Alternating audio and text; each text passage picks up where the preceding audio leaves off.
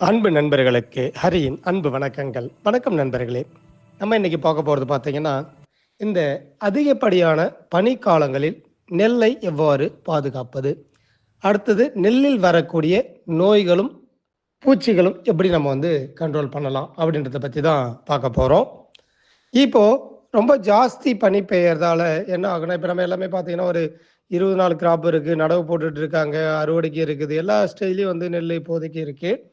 இப்ப நம்ம முதல்ல பனியால என்ன பிரச்சனை வரும்? பயிர் வளர்ச்சி குன்றி காணப்படலாம்.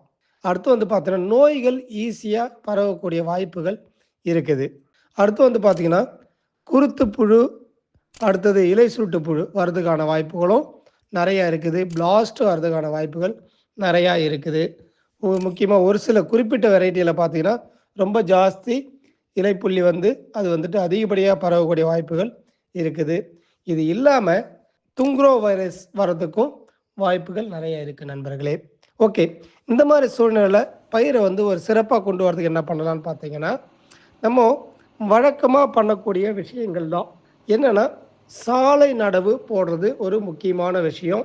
அதுல முக்கியமா ஒரு 20 நாள்ல நாத்து எடுத்து நட்டு இருக்கணும். அது ரொம்ப ரொம்ப முக்கியங்க. என்னன்னா, நெறைய பேர் என்கிட்ட கூப்பிடும்போது சொல்றாங்க, "ஒரு 35 நாள் நட்டேன், நாத்து நட்டேன், 40 நாள் நாத்து நட்டேன்" அப்படின்றாங்க. அந்த மாரி போகும்போது, நீங்க என்னதான் உரங்கள் போட்டாலும், மத்த விஷயங்கள் செஞ்சாலும், மகசூல் குறைவாக தான் வரக்கூடிய வாய்ப்புகள் இருக்கு நண்பர்களே. அதனால, நீங்க நாற்று வயது ரொம்ப முக்கியமானது. இப்ப பெரும்பாலும் இடத்துல இப்ப நம்ம டைரக்ட் சோயிங் போயிட்டோம். நாத்து நடுற நண்பர்கள் பார்த்தீங்கன்னா, ஒரு 20லேருந்து 25 நாளுக்குள்ள எடுத்து நட்டுடுங்க. அதுதான் கரெக்ட்டான ஒரு பருவம். முக்கியமா 2 நாத்துலேருந்து 3 நாத்து மட்டும் வைங்க. குத்து குத்தா வைக்க வேண்டிய அவசியம் கிடையாது. அதனால பரவலா நாத்து விட்டுருக்கணும். அப்போ தடிமனா நாத்து வரும். 2 நாத்துலேருந்து 3 நாத்து வச்சா போதும். அப்படி வைக்கும்போது சாரி நடவு போடுங்க. சாரி நடவு இதெல்லாம் பண்றதால என்ன ஆகும்னா, டில்லர்ஸ் நல்லா வெடிக்கும். இப்போ என்னோட வயல் ரொம்ப சேர் அதிகம் அப்படின்னு பார்த்தீங்கன்னா, நல்ல ஒரு 20லேருந்து 30 நாள்ல காய போடுங்க நல்லா. வெடிக்கிற அளவு காய போடலாம். தப்பு கிடையாது. அந்த நேரத்துக்கு முன்னாடி பார்த்தீங்கன்னா, என்னோட வயல் ரொம்ப மோசமா இருக்குது. சீக்கிரம் பச்சை காட்டாதுன்னு நெனச்சீங்கன்னா, அந்த நேரத்துல ஒரு அடி உரமாகவோ, இல்ல மேல் உரமா ஒரு 5வது நாளோ நீங்க என்ன பண்ணலாம்னா, நம்மளோட எனர்ஜி ப்ரோ ஏக்கருக்கு 1லேருந்து 2 மூட்டை அப்ளை பண்ணலாம். இமிடியேட்டா தூர் கட்டி வரும். அது கூட நீங்க வேம் கலந்து நம்மளோட வேம் ரூட் இருக்கு. அது 100 கிராம் கலந்து நீங்க போடும்போது, நல்ல தரமான வளர்ச்சிய நீங்க பார்க்க முடியும். அடுத்தபடியா, "சார் நான் எல்லாமே போட்டுட்டேன். எனக்கு இன்னமும் சரியா வரல." ஏன்னா, இப்ப பனி அதிகமா இருக்கதால அந்த மாரியான சூழ்நிலைகள் இருக்கும். சரியான வளர்ச்சி இல்லாம இருக்கலாம். பயிர் கட்டையா இருக்கலாம். அடுத்து பார்த்தீங்கன்னா, சேர் அதிகமா இருந்துச்சுன்னா, கொஞ்சம் வளர்ச்சி குறைவா இருக்கலாம். தூர் பிடிக்கிறது கூட குறையலாம். அப்ப என்ன பண்ணலாம்னு பார்த்தீங்கன்னா, ஒரு 20, 25 நாள்ல ஃபைட்டோசில் ஒரு பேகு, கூட ஹியூமேக் கலந்து, நீங்க என்ன உரம் கலந்துப்பீங்களோ, ஓகேங்களா? நைட்ரஜன் ரொம்ப அதிகமா சேர்க்காம, ஒரு அளவுக்கு சேர்த்துக்கிட்டு, நீங்க இதனோட சேர்த்து போடலாம். போட்டுட்டு ஒரு 10 நாள் இல்ல 1 வாரம் காய விடலாங்க. காய விட்டீங்கன்னா, நல்லா தூர் கட்டி வந்திருக்கும். ஓகேங்களா? ஏன்னா சேர் அதிகமா இருக்கும்போது சீக்கிரம் தூர் கட்டாது. இதுல முக்கியமான விஷயம் என்னன்னா, ரொம்ப சேர் அதிகமா இருக்கும்போது நாத்து ரொம்ப ஆழமா நட்டுடுவாங்க. அந்த மாரியும் பண்ணக்கூடாது.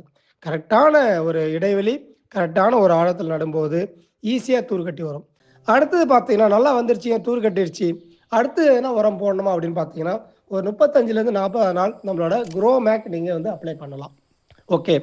அடுத்தது குரோமேக் அப்ளை பண்ணும்போது என்ன ஆகும்னா, நல்லா தட்ட கட்டி வரும். அதாவது ஸ்டெம் நல்லா ஸ்ட்ராங்கா வரும்.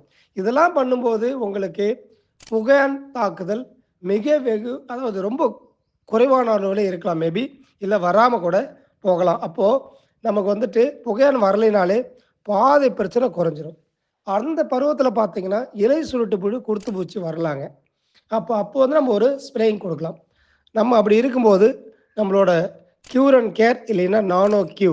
நானோ க்யூனா ஒரு 10லேருந்து 15 மில்லி டேங்க்கு 10 லிட்டர் தண்ணிக்கு குடுக்கும்போது, உங்களுக்கு நல்ல குருத்துப்பூச்சி, இலை சுருட்டு புழு இருந்தால் 2மே கண்ட்ரோல் பண்ணிடும்.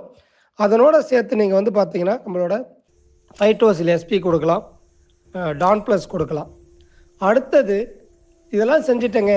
கதிர் வர தருணம், தண்டு உருண்ட பருவம் வந்துருச்சு. அப்ப என்ன பண்ணலாம்னு பார்த்தீங்கன்னா, நீங்க வழக்கமா போடுற அம்மோனியம் சல்பேட், பொட்டாஷ் இதனோட சேர்த்து ஃபைட்டோசில் ஒரு பேகு, ஹியூமேக் 1 கிலோ இதனோட சேர்த்து குடுக்கும்போது, நல்ல கதிர் கிட்டத்தட்ட 40 சென்டிமீட்டர் வரைக்கும் வரக்கூடிய வாய்ப்புகள் இருக்குது.